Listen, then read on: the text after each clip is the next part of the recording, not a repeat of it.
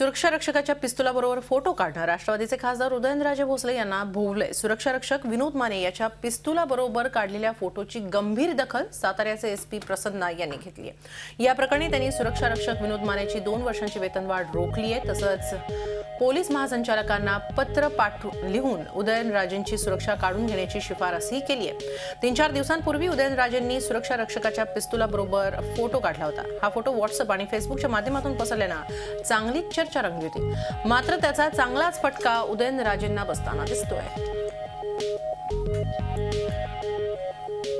आणि याचबद्दल बोलण्यासाठी आपल्याबरोबर आपले प्रतिनिधी श्रीनिवास डोंगरे आहेत। आपण थेट त्यांच्याकडे जाऊयात।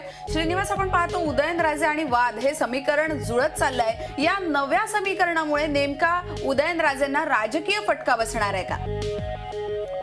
नक्कीच गेले काही दिवस खासदारकीच्या तिकिटासाठी पण उदयनराजेंच्या नावाची चर्चा आणि त्याचबरोबर इतर लोकांचं सुद्धा त्या साताऱ्याच्या जागेकडचं लक्ष या अनुषंगानं लोकांच्या मध्ये चर्चा आहे।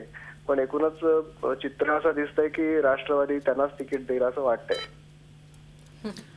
पण या सर्वांमुळे त्यांचं काही नुकसान होईल मतदारसंघामध्ये, जनतेमध्ये काही प्रतिक्रिया उमटतायत का? जनतेमधल्या प्रतिक्रिया तर सामान्य जनता तर या एकूणच या सगळ्या गोष्टीमुळे त्रासलेलं चित्र तर दिसून येतच आहे।